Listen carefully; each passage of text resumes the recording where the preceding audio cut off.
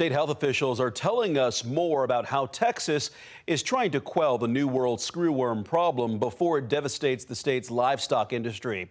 Governor Greg Abbott expanded a state disaster declaration to put more state resources toward the response. This week, the U.S. confirmed its first case in nearly 60 years in a calf in Zavala County, about 40 miles north of the border. These pests are actually flies, and they lay eggs on mammals or in their wounds, and the larva can burrow into the animal and can kill it. The governor says expanding the current disaster declaration will help speed up the construction of a sterile fly facility in South Texas so the flies cannot reproduce. Today, Governor Abbott, along with leaders from the Texas Animal Health Commission, Texas Parks and Wildlife, and the U.S. Department of Agriculture, all met to talk about what kind of threat this pest poses to the state. What we're dealing with is an infestation of animals. However, there is no food safety issue, full stop. There's a food production issue, but not a food safety issue. Also, for Texans, this is not an infectious disease that can spread like COVID or something else.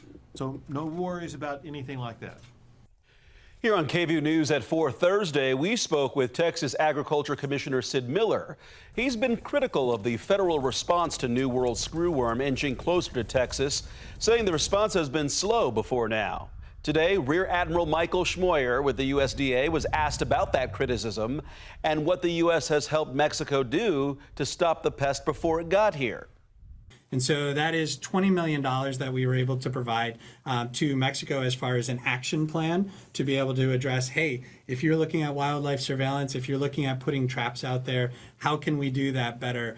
We have looked at immediately putting together a innovative detector dog program that could be utilized at the ports if the ports were open, and these types of things. And so as we look at how we are able to put things out that will be able to address this problem, it is moving faster than any response that have ever happened before.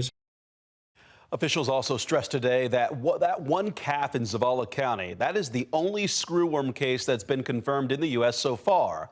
USDA officials said that when the U.S. eradicated screwworm back in the 60s, they introduced roughly 500 million sterile flies per week to help stop the spread. So they're working to increase production to get a similar level as quickly as possible.